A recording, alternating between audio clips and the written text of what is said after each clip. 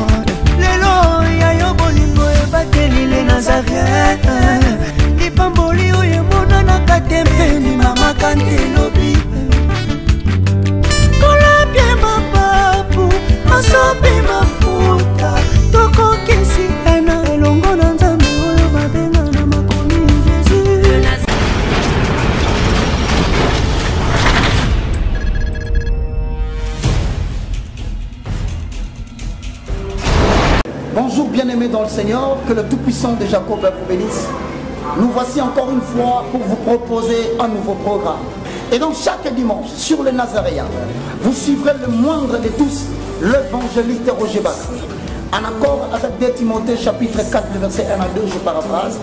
Je t'en conjure devant les hommes et devant Jésus-Christ qui doit juger les vivants et les morts.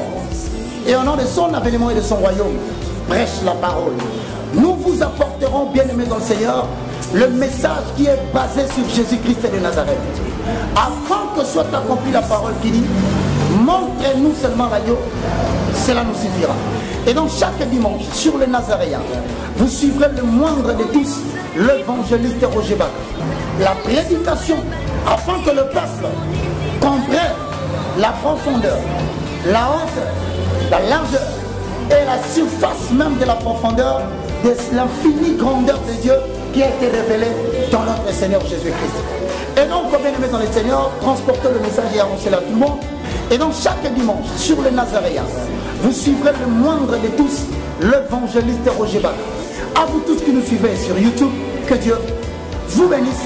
On se retrouve le dimanche, chaque matin, avec une prédication de Jésus-Christ, afin d'éclaircir les Écritures, d'ouvrir les yeux des enfants de Dieu et de permettre à ce que le peuple sorte de ténèbres pour aller vers l'admirable lumière de l'Éternel et recevoir ainsi au travers de cette prédication l'héritage afin que tous les sanctifient. Que Dieu vous bénisse. Shalom peuple de Dieu, Nzambe apambola bino, ezangai humble serviteur, Nzambe atindi katinaba nae l'apôtre Amashia Kayoka. De partout au Bozali, bino bato bolandaka biso na www.nazareentv.com. Nzambe apambola bino.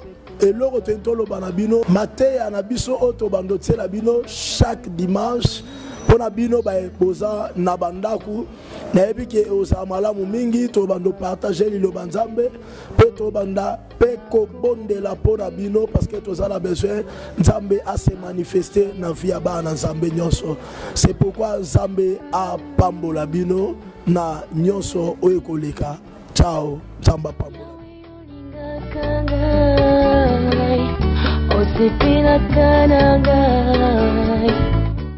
Shalom, shalom, peuple de Dieu, auditeur na biso bautiste nyonso balandaka biso na Nazareth, bakomantere na bino bapele na bino tozwaki tolingi todenonse mingi me ekomi siko ntango oyo topesa bato évangile toteya bato na baprédication chaque samedi soir.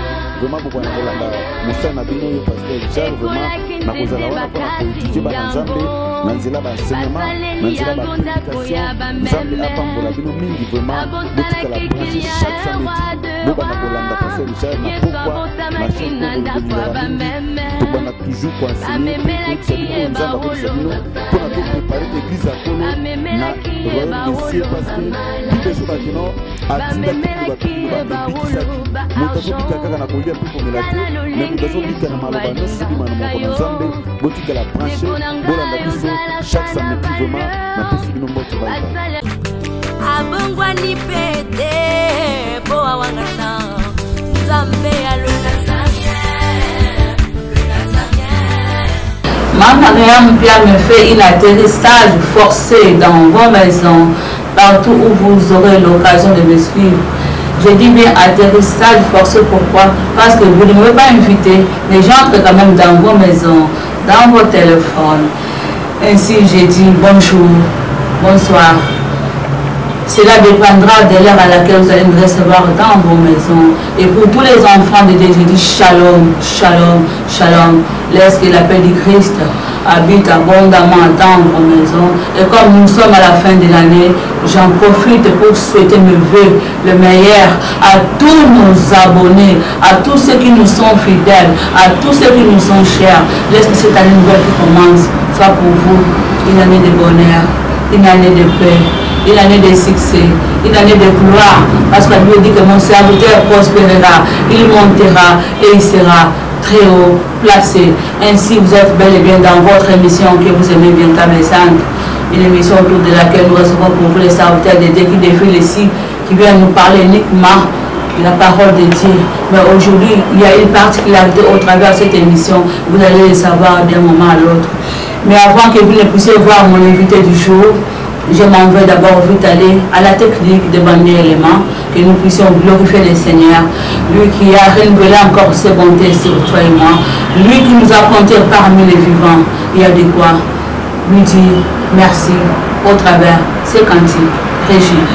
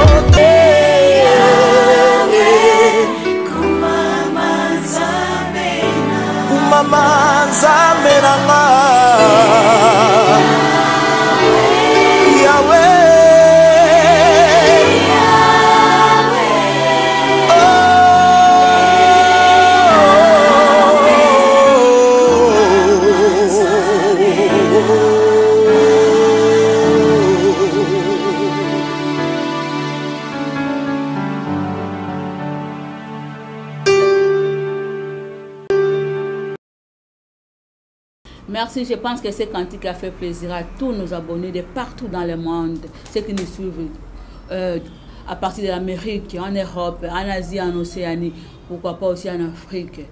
Et sans toutefois monopoliser la parole, je tourne directement vers mon invité du jour, à la personne du docteur Christian Ebamba, docteur pas en médecine, mais docteur en parole, à qui je dis bonjour, docteur. Bonjour, madame. Comment ça va? Ça va très bien par la grâce de Dieu. Comment va la santé? Comme vous me voyez. À la maison? Oui, à la maison, ça va. Ok, pour d'autres, c'est la première fois que vous puissiez le voir, mais pour ceux qui ont l'habitude de nous suivre, il est déjà en ligne, c'est-à-dire son émission est en train de passer. Il y a de cela une semaine passée, nous l'avons reçu, nous avons eu les images où il avait présenté les livres qu'il avait écrits, c'est-à-dire il est écrivain, hormis d'être pasteur. D'abord, j'ai oublié de faire la présentation, je le présente d'abord. Il est docteur Christian Ebamba, il est docteur en parole, il est aussi pasteur de l'église Nouvelle Alliance qui se trouve à Bahumbu. Il est marié, père de 3 enfants. C'est ça, pasteur? Exactement. Ok, je pense que je n'ai pas oublié. Hormis d'être pasteur, il est aussi écrivain. Voilà. Raison pour laquelle il est sur nos plateaux du Nazaréen, il est écrivain. Et ça fait combien d'années que vous écrivez, pasteur Christian Ebamba? Merci pour la question. Je crois c'est depuis les années 1996. C'est à partir de cette année-là que j'ai eu vraiment la flamme et la ferme conviction de me lancer dans la littérature chrétienne. Ça fait combien d'années? On fait un petit calcul. Ça fait 20 2017 maintenant. Oui. C'est 21 ans. 21 ans. Ouais. Et depuis 21 ans, vous êtes au cours de l'émission, au cours du déroulement de l'émission, j'ai devant moi aussi 6 livres. Mais le docteur a dit que ça fait maintenant 21 ans depuis qu'il écrit. Mais vous étiez au pendant tous ces temps pour que vous puissiez sortir les livres. Vous savez, les plans de Dieu sont toujours insondables. Depuis qu'il m'avait fait grâce d'être son serviteur, cette flamme-là d'écrire venait petit à petit.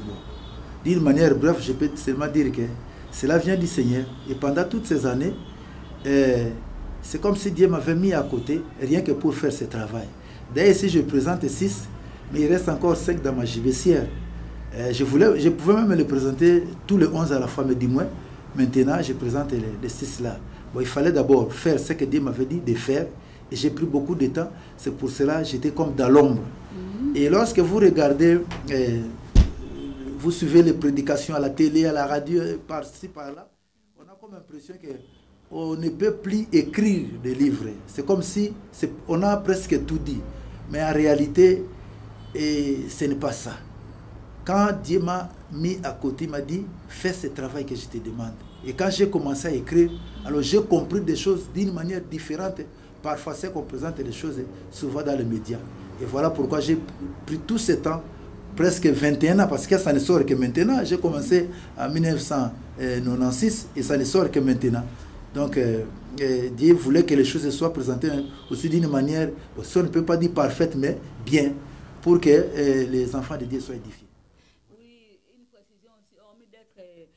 Docteur, pasteur, il est aussi eschatologue, bien aimé. Eschatologie, un domaine où les gens ont peur à toucher, à prêcher, même à l'église, toucher l'Apocalypse, c'est tout un problème. Mais vous avez osé d'écrire sur l'eschatologie. Ouais, c'était vraiment une passion pour moi. Pourquoi? Parce que montrer les livres. Dès mes premiers pas au Seigneur, le premier livre que le Seigneur m'avait donné, m'avait fait grâce de lire, c'était le livre d'Apocalypse.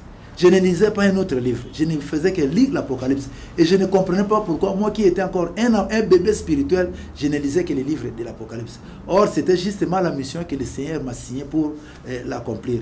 Aujourd'hui, comme vous venez de le dire, l'eschatologie était un domaine très glissant. Et ça a rejeté beaucoup de gens. Très vaste, très compliqué, très complexe. Mais parce qu'il faut que les gens comprennent ces choses. On ne peut pas avoir peur de cela, surtout le livre de l'Apocalypse. Si aujourd'hui nous ne parvenons pas à prêcher l'Apocalypse sous prétexte que c'est un livre très difficile, mais on va le prêcher quand? Parce que Christ revient bientôt. Voilà pourquoi Dieu a disposé des gens, comme on peut le considérer comme les dons, des hommes dons que Dieu a donnés à l'Église, pour parfois expliquer des choses difficiles à des termes simples. Et ce domaine d'eschatologie, le plus grand péché pour les eschatologues, il faut voir aujourd'hui avec le vent de trompe, on va y revenir. Oui. Les gens veulent se fixer sur les dates, sur les personnes, alors que le monde évolue, Christ n'est pas encore là. Et lorsque vous vous lancez sur ce terrain avec des précisions, sur des personnes, sur des dates, et que si cela n'arrive pas ainsi, comme il y a un prophète de l'Amérique toujours, qui avait dit que l'enlèvement aura lieu en 1977. Vous voyez, lorsque vous scellez comme ça, vous vous scellez vous-même. Et lorsque cette année passe, vous devenez faux prophète. Donc c'est un domaine très glissant, mais Dieu m'a fait grâce. Parce que là, madame a commencé avec l'eschatologie. Quand on dit qu'est-ce que l'eschatologie? Nous disons c'est simplement la matière qui traite de l'avènement du Seigneur Jésus-Christ. On va y arriver petit à petit. D'abord, il y a d'autres questions que je dois vous poser. Docteur Christian Bamba, en tant qu'écrivain, vous êtes connu au ministère de tutelle. Vous êtes reconnu là-bas? Oui, je suis reconnu. D'ailleurs, j'ai ma carte. Nous avons notre corporation. Oui. Bien qu'ici, dans notre pays, on ne soutient pas vraiment. Il n'y a pas de soutien de ce côté-là. On se bat, mais je suis connu là-bas. Vous avez fait les démarches pour qu'on vous soutienne. Il y a comment dirais-je, un ONG qui s'en occupe. Comment je peux dire ça? On appelle ça comment? Non, nous avons un département de direction, fond de promotion culturelle. Oui. Voilà. J'ai déposé le dossier là-bas. Oui, ça moisit là-bas. Ça doit faire bientôt 4 ans ou 5 ans comme ça. J'avais même rempli toutes les conditions qu'on avait demandées. Bon, nous sommes sur la terre des hommes, tout peut arriver. Mais avec Dieu, si ça bloque ici, il peut débloquer là-bas. Et avec les moyens de bord, on s'efforce pour accomplir la volonté du Seigneur. Oui, il est Dieu multisystème, il ouvre la voie, les chemins là où personne ne s'attendait pas. Il est capable de tout, notre Dieu. Docteur Christian Bamba, en tant qu'eschatologue, chez nous, ici à la RDC, vous en connaissez d'autres? Ah oui, ils sont nombreux, hein. Ils sont nombreux. Quelques nous pouvez oui, il y a, c'est-à-dire mon collègue que j'aime aussi beaucoup, Crispin Moupekadio, bon, je l'ai salué en passant, je ne sais pas où il se trouve maintenant, il est à l'Équateur. De la RDC aussi. De la RDC, oui. Ouais, c'est vraiment un eschatologue. Oui. Il y a l'israélogue prophète Léopold Mbadou. C'est là que beaucoup de gens connaissent. Oui. Bon, il y a aussi Léopold Mutombo. Bon, bien que je bon, pas écrivain, mais autrefois il s'est donné beaucoup plus sur les enseignements touchant à l'avènement du Seigneur Jésus-Christ. Bon, comme l'œuvre aussi a grandi, il faut aussi s'occuper de toutes ces âmes qui viennent maintenant. Et c'est pour cela, maintenant, il est beaucoup plus divisé. Mais du moins, c'est quelqu'un qui est aussi compté parmi les eschatologues. Mais vous ne trouvez pas que c'est devenu vraiment un vague, on dit une vague comme ça, tout pasteur est devenu écrivain. Vous avez constaté ça vous aussi? Bon, ce n'est pas mal. Ce n'est pas mal si cela vient du Seigneur. Vous voyez, ce n'est pas mal. Et l'argent d'offrande ne vous suffit plus. Vous devenez écrivain. Vous touchez dans tous les domaines. Pourquoi, pasteur Christian Bamba? Bon, le problème, c'est l'orientation. Lorsque le Seigneur t'oriente, comme moi par exemple, c'est Dieu lui-même qui m'a dit, fais ce que je te dis de faire. C'est pour cela que j'ai aimé dans votre présentation quand vous dites que enfin le docteur Christian sort de son silence. Parce que moi, je suis resté à l'écart. Même une autre personne qui dirige l'église, c'est pasteur Constant. Moi, j'ai pris tout mon temps pour écrire tous ces ouvrages. Aujourd'hui, je sors. Et je bénis Dieu parce que je viens avec un message. Et quand je lis les livres d'eschatologie ou les syllabus que les autres ont écrit, je restais toujours sur la soif. Chaque fois que je suivais quelqu'un prêcher l'avènement du Seigneur, parler de l'enlèvement de l'église, et là j'étais encore un enfant, et je disais que oui, il a bien prêché, mais je sentais toujours en moi quelque chose qui manquait. Et j'ai dit, il a bien prêché, mais je sens toujours comme s'il y a quelque chose qui manque.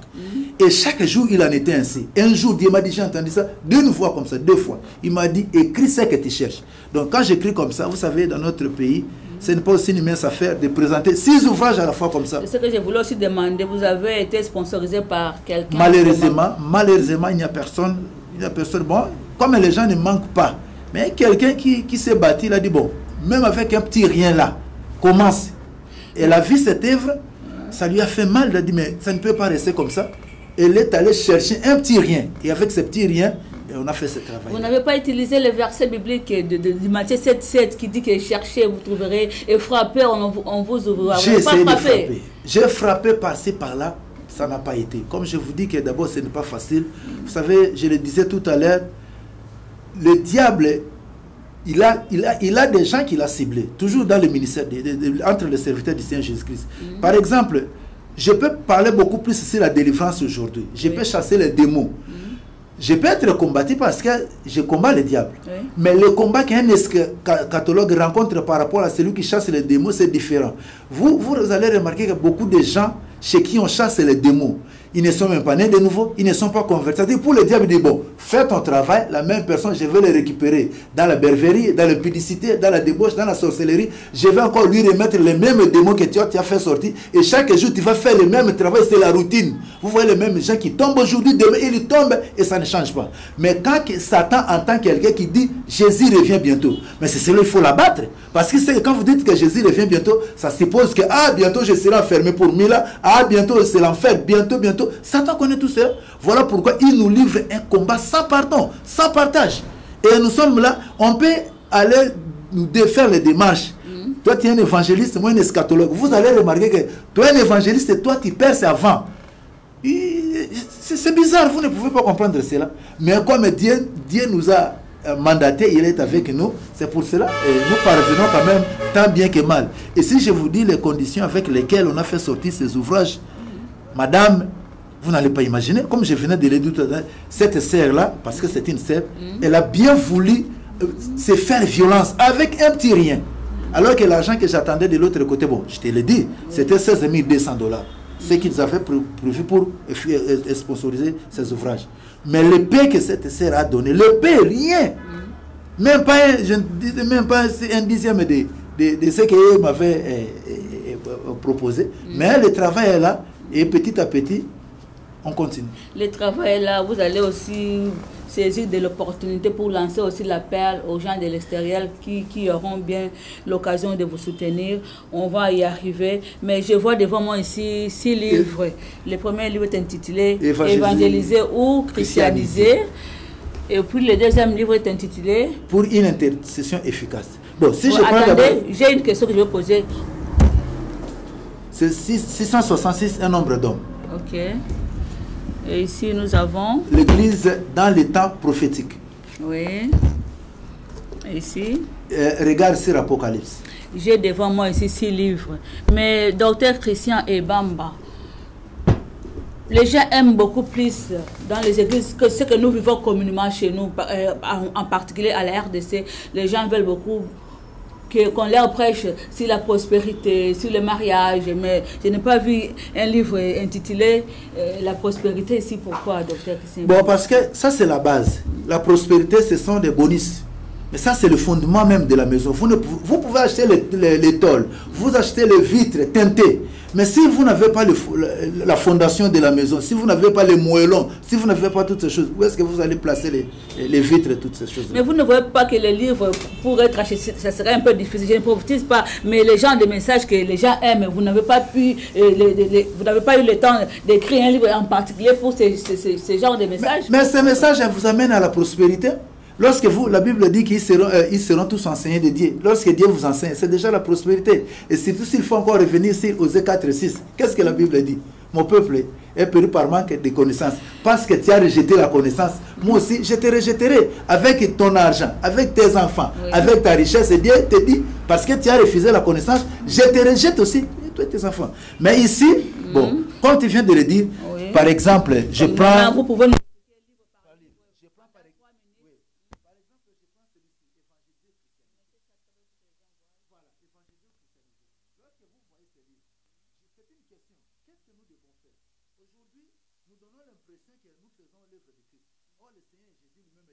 Lorsqu'il termine sa mission, il dit, enseignez-leur à observer tout ce que je vous ai prescrit. Qu'est-ce qu'une prescription?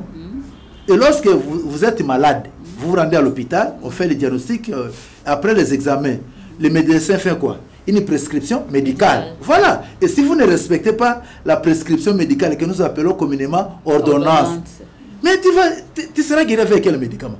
Et quand le Seigneur Jésus lui-même dit que enseignez-leur à observer tout ce que je vous ai prescrit. Qu'est-ce que le Seigneur Jésus a prescrit pour que cela soit enseigné à l'Église?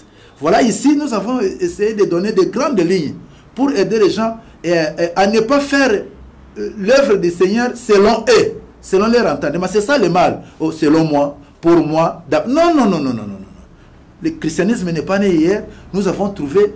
Ça, c'est avant même l'islam. Mais regardez l'islam qui est venu après. Au moins là, les principes sont respectés. Mais regardez ce qui se passe dans le christianisme. Mais pour bien comprendre ce thème, évangéliser, christianiser. Évangile, évangélium. Ne fait pas. Ça, c'est en grec, évangélium. Okay. Qui signifie seulement bonne nouvelle. C'est ça. Bonne nouvelle ne fait pas dire christianisme. Dans l'islam, il y a aussi la bonne nouvelle. Et quand vous voyez le jour où les 4 lépreux s'étaient rendus dans le cas des Syriens où leur bruit s'était transformé en bruit de chars de combat et que les Syriens avaient pris fuite. Et lorsqu'il y avait l'abondance en Israël ce jour-là, lorsque vous lisez là, on dit que cette journée, c'est une journée de la bonne nouvelle. C'est-à-dire, même dans l'Ancien Testament, la bonne nouvelle, c'est quoi? Lorsqu'on te dit que passe quoi? Un peu ça, c'est ça. Oui. Va trouver ton compte là-bas. C'est une bonne nouvelle pour toi. Lorsque les enfants d'Israël partaient en captivité et que Dieu leur envoyait un prophète pour leur dire non, votre captivité est finie. C'est la bonne nouvelle. C'est-à-dire, la bonne nouvelle, c'est tout ce qui est bien. Tout ce que Dieu dit à un homme, à une femme, que tu seras béni. C'est ça la bonne nouvelle. Et le christianisme est aussi une bonne nouvelle parce qu'on dit que c'est croire au Seigneur Jésus-Christ, tu seras sauvé toi et ta famille. Donc être sauvé, c'est même maintenant le christianisme. Ce n'est pas seulement la bonne nouvelle. Le christianisme, c'est un mode de vie. Et vous allez le remarquer lorsque le Seigneur Jésus appelle les disciples. Il commence à les former comme des disciples. Il dit, vous serez chassés, vous serez haïs à cause de moi. Il ne promet rien, rien de bon, juste au commencement. Il les appelle, après la pêche miraculeuse, ils abandonnent leur filet, maintenant ils commencent à les administrer un enseignement comme des commandos. Vous serez haïs dans une maison, sera contre 3 belles-mères, et il a commencé, voyez le style du christianisme. Ce n'est pas seulement, aujourd'hui maman, laisse-moi te dire que nous nous promettons même plus que Dieu. Comment ça? Ouais, mais oui, tu seras ceci, tu seras plus que Dieu lui-même. Au lieu même de former les gens, de les enseigner, qu'est-ce que Dieu attendait pour être enlevé, nous nous promettons plus que Dieu lui-même. Non, ça c'est la malhonnêteté. Et mais nous sommes les petits Dieu, il a dit ça. Je veux bien, mais respectons moins le principe du grand Dieu. Toi, tu es un petit Dieu, tu bafoues le principe du grand Dieu. Alors, ok, merci, docteur Christian. J'aimerais à ce que vous puissiez résumer livre par livre. En bref, je peux dire que ce livre, d'abord, t'aide. Les âmes que toi, tu gagnes là à l'église, ne te force pas parce que tu les gagnes. Tu as prié pour eux, tu as chassé les démons, c'est bien. Mais pour qu'ils soient stables, spirituels, qu'ils restent à l'église, ce livre va t'aider. J'ai expliqué comment faire et pourquoi le Seigneur Jésus-Christ a commencé avec, en disant aux disciples que je vous ferai des pécheurs d'hommes.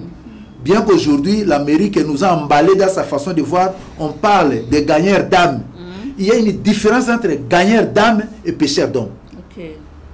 Là, on aura l'occasion de... Oui, on va en parler prochainement. Et ça diminue, c'est ça la cause même, mais ça diminue même l'impact et l'ampleur du christianisme. Lorsqu'on parle de pécheurs d'hommes, c'est autre chose.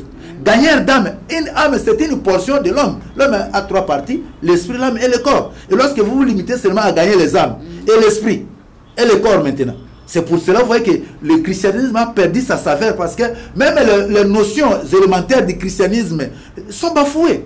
Mais dans cet ouvrage, ça vous permet vraiment de faire l'œuvre du Seigneur selon, il dit que tout disciple accompli sera comme son maître. Okay. Et voilà, c'est le livre qui nous permet vraiment de former les disciples pour le ciel. Ok, nous courons vers le dernier temps. Je pense que ça ne sera pas votre dernière fois de passer sur le net. Je ne sais pas, vous êtes passé parce que vous avez sorti les livres, ou bien vous allez continuer à passer dès que vous avez le temps. Bon, maintenant je pense que les gens s'habituent aussi à vous. On dit souvent, la mauvaise monnaie chasse la bonne. On ne peut pas laisser l'espace médiatique seulement aux gens parfois qui n'ont rien, qui ne cessent de crier les longueurs des journées, qui sont même incapables de défendre ce qu'ils disent. Alors pourquoi nous allons laisser cet espace-là à ces gens-là? Donc nous aussi, par la grâce de Dieu, bon, c'est la question de financement et de soutien. Lorsque nous sommes soutenus, si vous voulez que je passe tous les jours ici, je passe parce que avec toute cette richesse, par exemple ce livre que vous voyez ici, 666, un nombre d'hommes. Et quand vous lisez dans Apocalypse 13, la Bible dit que celui qui est intelligent calcule le nombre de la bête. Mais pourquoi les gens perdent de calculer? Simplement peut-être ils ne sont pas intelligents. La Bible est claire. Lisez-la dans votre livre, dit que celui qui est intelligent calcule le nombre de la bête. Ici, on a calculé ce nombre. Bon, le nombre de la bête est à 666. Oui. Mais la bête n'est pas encore. Mais la bête n'est pas encore là. Oui. Bon, peut-être que si je peux même anticiper avec votre question sur les événements actuels. Non, la question viendra. Bon. Parlez uniquement de cette alors, ici, si vous avez cet ouvrage, nous allons essayer de voir le système de la bête. Là, le système de la bête, c'est 666. Oui. Et lorsque vous voyez ceci, aujourd'hui, vous voyez les tatouages là, tout ça, c'est dans son système. Et dans cet ouvrage, j'ai dit, la première personne qui a été tatouée, en quelque sorte, qui a reçu un signe corporel, c'est Caïn. Et ceux qui vont lire cet ouvrage, ils seront surpris que la manière dont il nous présente Caïn. Vous donnez le passage là où Caïn était tatoué. Oui. Lisez, je crois, dans Genèse, le 4e chapitre, 5e, je crois. Et vous allez voir, la Bible dit que tuer son frère. Oui. Et la Bible dit que Dieu a mis un signe sur Caïn afin que quiconque le trouvera ne le tuera point. Et aujourd'hui, la manière dont on présente Caïn, mes frères, ce n'est pas ce que Dieu voit. Dieu a interdit à quiconque, même à Gabriel, ni à Satan de le toucher. Okay. Maintenant, il est où, Caïn? S'il est devenu, parce que le signe de Dieu, aujourd'hui, nous aussi, nous sommes les tatoués de Dieu. Oui. Spirituellement, nous avons le Saint-Esprit, voilà, comme sceau, oui. Voilà, les sceaux de Dieu, parce que les sorciers, les démons ne peuvent pas nous toucher. Nous serons où? Si Caïn, le premier, est scellé par Dieu, il est où? Alors, nous risquons d'envoyer en enfer ce que le Seigneur n'a pas encore envoyé en enfer. Okay. Et aussi, j'ai traité ici aussi le problème de Judas. Or, Judas est mort dans l'ancienne alliance. Judas s'est pendu avant la crucifixion de Christ. Or, dans Jean, je crois, le 4e chapitre, Jésus-Christ dit que l'heure vient où elle est déjà venue, où tous ceux qui sont dans les sépulcres entendront la voix du Fils de l'homme et en sortiront. Ah, vous venez de dire quelque chose là, ça m'a tiqué. Vous venez de dire que comment Judas s'est pendu à l'ancienne alliance. À l'ancienne alliance. C'est avant la fusion du Saint-Esprit. La nouvelle alliance a commencé avec la fusion du Saint-Esprit. Ah bon? Alors que lui est mort dans la loi, parce que Christ est né sous la loi, dans l'ancienne alliance. Et avant que Christ soit crucifié, Judas était déjà pendu. Et Judas fait une repentance sincère. Il a remboursé même cet argent. Ce sont les prêtres qui ont refusé de remplir notre mission. Et c'est à cause de cela qu'il dit que non, c'est un innocent. Il est allé se pendre. Là, vraiment, vous allez revenir pour que nous puissions entrer en profondeur. C'est pour cela que je vous dis que si vous soutenez, vous allez voir que beaucoup de choses que nous condamnons, beaucoup de gens qui nous avons envoyé les gens en enfer. Bien expliquer la partie là que vous venez de dire. C'est tout un débat. Maintenant, nous sommes au 3e livre qui est intitulé Pour une intercession efficace. Donnez-nous les condensés. Bon, ici, vous voyez, tout le monde prie, mais ce qui parfois me tique un peu, c'est quoi? Quelqu'un vient à l'église aujourd'hui, sans initiation, parce qu'il a des problèmes, le passé dit donc, on va jeûner pendant 3 jours. Alors qu'il ne sait même pas prier. Nous pensons que les choses de Dieu ne peut pas les apprendre. On connaît déjà. C'est pour ça que je dis, c'est le moment. Oh, vous allez remarquer, même les disciples du Seigneur Jésus ont dit, apprends-nous à prier, comme Jean l'a enseigné à ses disciples. Okay. Donc cet ouvrage, nous avons donné des tactiques de prière. Ce n'est pas tout, vous aussi vous en avez, mais nous avons voulu compléter à ce que vous connaissez déjà. Mais si vous lisez ça... Et même la Bible dit que nous connaissons en partie. En partie, oui. Exactement. C'est-à-dire, nous nous complétons dans le ministère. Ici, ma démarche est d'abord, lorsque le Seigneur Jésus dit, il dit, voici comment vous devez prier. Il commence à notre Père qui est aux cieux. Qu'est-ce que cela veut dire? Donc pour prier Dieu, il faut que Dieu soit qui? Ton Père. Donc, il y a tout un processus. La prière, ce n'est pas aussi quelque chose que tu commences à crier. D'abord, vous allez voir, on dit au sujet de Élie quoi. Élie est un homme de notre nature, mais il priait avec instance. Instance, c'est-à-dire il priait avec ferveur, avec force. Des simples mots qui ont fait des dégâts comme une bombe qu'on largue, boum, boum. Et moi je le dis souvent, un coup une flamme. C'est comme pour que le moteur de la voiture démarre. Il faut que l'énergie de la batterie soit consistante. Quand vous allez démarrer, un coup une flamme. Mais lorsque la batterie n'a pas beaucoup d'énergie, ça va ronfler. Et vous allez rester là, on te voit dans la voiture, tu peux saluer les gens. Mais tant que la batterie, alors j'explique, la batterie c'est quoi? Le moteur c'est quoi? Le véhicule c'est quoi? Et quand vous allez lire dans cet ouvrage, tout expliquer c'est dedans. Okay. Et comment vous-même vous pouvez faire que vous devenez comme une source de lumière à travers la prière. Voilà. Merci, c'était le 3e livre. Nous passons maintenant au 4e livre qui est intitulé Regarde sur Apocalypse. C'est comme j'avais dit au début là que c'est un domaine vraiment très glissant où les gens n'arrivent vraiment pas, beaucoup de prédicateurs n'arrivent pas vraiment à toucher l'Apocalypse. Mais vous avez osé, Dr. Christian. Oui, c'est vrai qu'il y a beaucoup de livres qui sont écrits. D'ailleurs, si vous voyez dans la bibliographie ici, j'ai citer quelques noms. C'est bien, c'est un domaine très difficile, mais qui n'est pas impossible. Ouais, Dieu voilà, Dieu a fait grâce à certaines personnes. Ici, j'ai parlé à des termes simples, très simples. Un langage simple, je dirais, si un français facile, ici j'ai utilisé un français plus facile, pour que les choses qui semblent être difficiles soient comprises sans problème. En tout cas, vous allez lire, vous n'allez plus avoir peur. Souvent, les branhamistes qui se croyaient être le seul maître de l'Apocalypse, ce n'est pas ça. D'abord, beaucoup de récits là-bas chez eux, mais du moins, Dieu nous a fait grâce. Et surtout, le mal, c'est quoi? Si vous ne voulez pas sortir en dehors du cadre apocalyptique, surtout, il faut utiliser le langage, ça pourrait être. Ça pourrait être. Parce que lorsque vous dites que non, c'est Donald Trump va passer, nous sommes ici. Parce qu'il n'y a pas longtemps, on avait dit que Gorbatchev, avec la tâche qui est ici, il était la marque de la bête. Il est là, ce n'est pas la marque de la bête. Ils avaient dit que Jean-Paul II était l'antéchrist. Il est mort, il n'est pas l'antéchrist. Vous voyez, lorsque vous vous figez sur les personnes, après quelques années, dans 10 ans, votre livre devient caduque. Et c'est pour ça qu'il faut avoir un langage qui entrevoit un esprit d'ouverture. Un langage voilé, comme on dit. Mais non, pas seulement voilé, mais un langage qui montre que non. Quand il dit que ça pourrait être tel, vous-même dites, même si ce n'est pas lui, on ne peut pas vraiment vous rejeter. Ça pourrait, là, à quel temps, à quel moment? Non, je dis par exemple ici, je dis comme le cas de la bête. Oui. La bête va sortir de l'Europe. Parce que le 4e empire renaît déjà. C'est ce que j'ai écrit ici avec l'Apocalypse 13.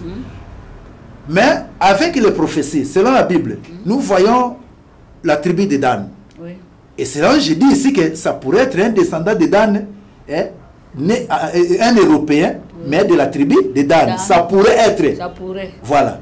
C'est une supposition. Bon, une conditionnelle qui ne dit pas son nom, mais du moins, ça vous permet de vous situer un peu quelque part, mais de dire que non, ça doit être. Ah, là, c'est très dangereux. Là, vous précisez. Dire que non, l'enlèvement, c'est en 1977, parce que le chiffre 7 revient 2 fois. Ah, et aujourd'hui, nous sommes où?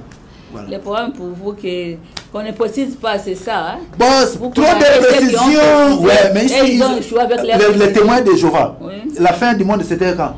1980. Oui. Calendrier Maya, c'était à 2010. Oui. Et en 2000, encore, même les Américains étaient partis massivement attendre la fin du monde en Israël. Je me demande, ça allait changer quoi? Si vous allez en Israël, ça va changer quoi? Là, on a tué Christ, ça va changer quoi?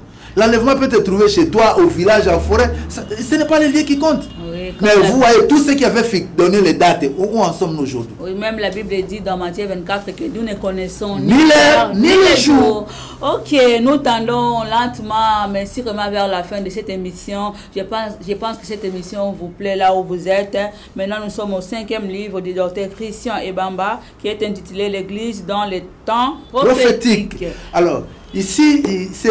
Bon, si vous m'aviez posé la question de tous les livres, qui est celui que vous aimez le plus? On m'a toujours posé cette question, je dis, je ne saurais répondre parce que dans chaque livre, il y a un thème bien spécifique. Quand vous voyez l'église dans les temps prophétiques, ici je parle de la marche de l'église, vous allez trouver les 7 tresses de Samson, un petit détail, mais qui a bouleversé tout le plan prophétique. Pourquoi 7 tresses sur sa tête? Et vous allez trouver les 7 tombées de Naaman. Cet homme a tombé 7 fois avant de devenir pire. Qu'est-ce que cela représente dans l'église? Vous avez beaucoup parlé sur les chiffres 7. Le chiffre 7. Et après, surtout ce que j'ai beaucoup aimé, les 7 servants d'Esther. Alors l'histoire d'Esther, lorsque vous lisez ça, bon, j'ouvre seulement quelque chose pour dire que si la femme est l'image de l'église, c'est-à-dire Esther est l'image de l'église, alors on lui avait donné 7 servantes. Cela signifie quoi? Et ici dans cet ouvrage, bon, lorsque vous lisez dans votre Bible, on n'a rien commenté, rien. La Bible s'est tue. Mais Dieu m'a ouvert l'esprit. Et c'est là où j'ai parlé de ces servants d'Esther. Donc c'est un livre que je vous conseille. C'est pour vous, docteur Christian Ebamba. C'est la plénitude, la perfection. Plénitude, perfection. Alors, ok. Alors, donc je vous convie vraiment de lire tout. Moi, je ne sais pas. Commencer par quel livre? Bon, je ne sais pas. Merci beaucoup. Comme l'Internet, c'est le temps, vraiment, avec les problèmes des mégas. Le docteur Christian Ebamba va encore revenir pour entrer vraiment en détail concernant les 6 livres qu'il a déjà fait sortir sur les 11. Nous sommes arrivés au dernier livre qui est intitulé L'eschatologie. Et ça cadre aussi avec les événements du moment, hein, le docteur Christian Ebamba. Oui, l'eschatologie, comme vous venez de le dire, ça cadre avec les événements du moment. Bon, je ne vais pas... Laissez-moi maintenant vous poser la question. Bon, je laisse cet ouvrage. Laissez-moi vous poser la question maintenant, que personne n'ignore que ces derniers temps, il y a... Dans tous les informations qui circulent dans le monde concernant la déclaration que Donald Trump a fait, lui il a proposé, je ne sais pas si le mot qui convient, oui, il a proposé à que la capitale d'Israël, c'était d'abord à Tel Aviv. Oui. Maintenant, il veut que la capitale revienne à Jérusalem. Un commentaire. Quel lecture vous pouvez faire concernant cette déclaration, docteur Christian Ebamba? Bon, ce n'est pas un fait isolé, oui. Et surtout que lorsque vous lisez la Bible, bon, c'est le temps, c'est le temps. Oui. Par exemple, ici, quand vous lisez dans Deutéronome, oui, chapitre 33, à partir du 13e verset, on parle sur la bénédiction de Joseph. Alors que Joseph n'était plus compté parmi les 12 enfants d'Israël, oui, c'était ses 2 fils, Ephraïm et Manassé. Mais ici, Moïse prophétise sur Joseph. Et à la fin, la phrase que j'aime beaucoup, il dit, le 17e verset, Deutéronome 33, je prends le 17e verset, il dit, de son taureau premier-né, il a la majesté. Ses cornes sont les cornes du buffle, avec elles, il frappera tout le peuple, jusqu'aux extrémités de la terre. Elles sont les myriades d'Ephraïm, elles sont les milliers de Manassé. Ici, Jacob, on bénit Jacob, mais à la fin, on cite ses 2 enfants. Les myriades pour Ephraïm, qui était le petit frère, Joseph, qui devient l'aîné, et Manassé, qui était le grand frère, on lui donne les milliers. Okay. Et lorsque vous évoluez avec l'histoire des enfants d'Israël, depuis l'an 70, et avec l'empereur Titus, ils étaient partis, on a détruit Israël. Ils sont partis à travers le monde. Et lorsqu'ils sont arrivés, bon, principalement en Europe, vous allez voir, ils ont influencé même certains pays. Par exemple, Danemark. Danemark vient de Dan. La marque de Dan. Vous avez aussi le fleuve Danube qui traverse l'Allemagne, l'Autriche, qui a presque 288 km. C'est-à-dire, ce sont les influences de ce nom-là, Dan. Et si vous lisez ici, toujours pour la bénédiction de Dan, on dit que Dan sera un serpent sur le chemin, une vipère sur le sentier, il va renverser les cavaliers. Et il dit que Dan jugera son peuple. Or, si vous regardez bien dans l'histoire, aucun roi n'est sorti de Dan. Tous les rois étaient de Juda, des autres tribus, à part Samson qui était le juge. Or, Dieu dit que Dan jugera son peuple. Et si nous voyons aujourd'hui tel que les choses évoluent, c'est pour ça que je dis que ça pourrait. Ce sont des langages qu'il faut utiliser pour ne pas être un hérétique. Alors, nous voyons que la manière dont les choses évoluent aujourd'hui, si aujourd'hui les États-Unis, qui sont comme, avec la Grande-Bretagne, qui sont comme Ephraïm et Manassé, qui frappent aujourd'hui le monde, comme cela est dit, mais si vous lisez dans le livre de Daniel, Daniel qui donne maintenant la chute d'Ephraïm et Manassé. Vous lisez Daniel chapitre 8, verset 3 à 8.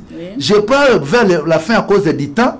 Il dit, j'ai vu le bélier qui frappait de ses cornes à l'Occident, au septentrion et au midi. Aucun animal ne pouvait lui résister. Et je prends le 5e. Comme j'ai regardé attentivement, voici un bouc venait de l'Occident et parcourait toute la terre et à sa surface sans le toucher. Ce bouc avait une grande corne entre les yeux. Arriva jusqu'au bélier qui avait 2 cornes et que j'avais vu. Je l'ai vu qui s'approchait du bélier et s'irritait contre lui. Il frappa le bélier et lui brisa les 2 cornes. Bon, vous continuez. Ici, les 2 cornes du buffle, chez Moïse, ce sont les mêmes 2 cornes du bélier ici. Qui frappe le monde aujourd'hui, c'est les États-Unis, la Grande-Bretagne. Mais ce que j'ai beaucoup aimé, Daniel précise qu'il a vu un bélier venir de l'Occident. Or, maintenant, les anglo-saxons font un monde à part. Nous voyons les États-Unis, nous voyons la Grande-Bretagne, ils sont là, ils frappent aujourd'hui le monde. Mais la Bible dit qu'un bouc est venu de l'Occident et frappa le bélier avec ses 2 cornes. Donc, pour dire que la renaissance de l'Europe aujourd'hui va écraser les États-Unis, la Grande-Bretagne. Vous entrez dans votre domaine. Oui, parce qu'aujourd'hui, on veut nous faire croire que parce que Trump, je ne sais pas si trompette, c'est en hébreu ou en quel. L'anglais, ce n'est pas une langue biblique. On peut interpréter ça comme on veut. Mais dis-moi, parce que les États-Unis sont nés à partir de l'Europe. C'est la fille de la grande prostituée. Tout ce qui se passe là-bas ne sont pas des cas isolés. Aujourd'hui, ce que Trump vient de poser, c'est déjà un processus pour l'accomplissement de la prophétie pour construire le temple à Jérusalem. Parce que Christ ne peut pas venir si le temple de Jérusalem n'est pas construit. Or, la maquette est déjà là, tout est déjà fini. C'est une maison qu'on va seulement poser comme ça. Ça ne va pas prendre beaucoup de temps. Les avis sont vraiment partagés. Mais dis-moi, c'est que je voulais terminer que ce n'est pas Trump l'antéchrist. Non, qu'on ne vous trompe pas. C'est seulement des signaux qui annoncent que quelque chose de grande envergure se prépare. La bête sortira de l'Europe. Parce que la bête a cette tête d'icône, ce n'est pas l'Amérique. L'Amérique de Trump, ce sont les 2 cornes que le bouc va bientôt briser. Donc c'est leur temps de régner parce que ce sont les 2 cornes du bélier. Ce n'est que normal. Mais l'autorité du monde, ce n'est pas l'Amérique. L'Amérique, c'est le gangster. C'est comme quelqu'un qui a des armes, il vient dans un quartier, vous pille, il s'en va. Mais l'autorité du monde, même les États-Unis aujourd'hui, ce n'est pas les États-Unis qui dirigent le monde. C'est la papauté, c'est le Vatican. C'est l'Europe. C'est connu de tout le monde. Alors vous voulez inverser maintenant, dire que parce que c'est Trump. Et je dis que tous ceux qui prophétisent sur Trump, on est ici. Merci. 3 ans après, leur prophétie tomberont à vraiment. Mais ce n'est pas un cas isolé. C'est le temps. Vous allez encore revenir. Bon, c'est que je peux dire comme mot de la fin. Oui, je vais vous donner la parole pour clôturer. Les mots de la fin. Maman, concernant d'abord les 6 livres que vous avez sortis et les scènes qui restent, qu'est-ce que vous voulez demander aux téléspectateurs qui vous suivent? Chers frères et sœurs, tous les hommes de bonne volonté, nous sommes là. On ne peut pas, bon, je ne sais pas si je pourrais passer l'émission prochaine, parce que nous n'avons ni partenaire, ni soutien, ni qui que ce soit pour nous venir en aide. Donc c'est un combat. Nous, au contraire, nous ne faisons que rencontrer des difficultés. Même pour venir passer aujourd'hui, c'est avec beaucoup de difficultés. Mais du moins, l'œuvre de Dieu ne s'arrête jamais. C'est pour cela que je vous demande, si vous pouvez nous soutenir, Dieu vous bénira. On a beaucoup de choses à se dire et à se partager. De très très bonnes choses pour nous édifier à tous les domaines. La richesse, la prospérité, les pensées, tout pour la finalité, l'enlèvement. Mais je vous demande seulement de nous soutenir. Nous avons vraiment besoin de votre soutien. Mais maintenant, pour les gens qui veulent s'en procréer, pour ceux qui sont à l'extérieur de la RDC, comment ils peuvent faire?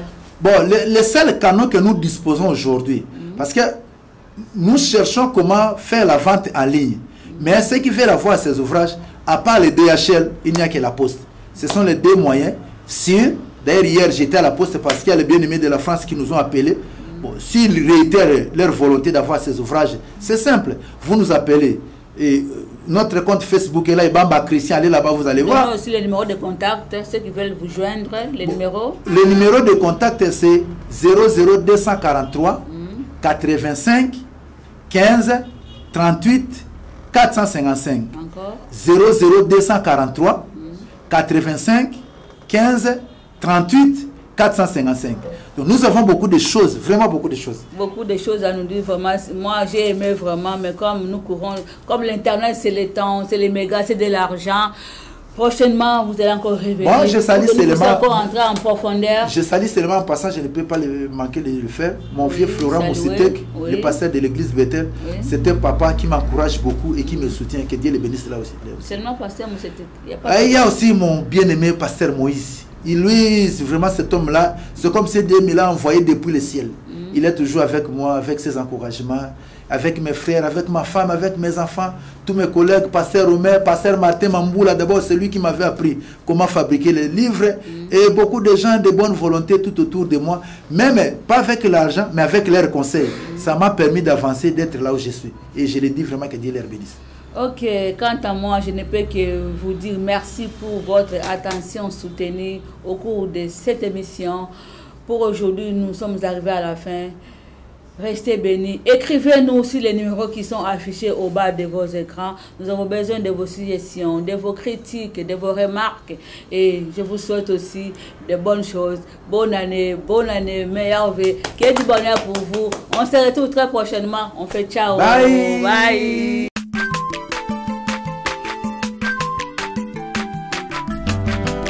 Mwana moto te po akosangai abongwani pe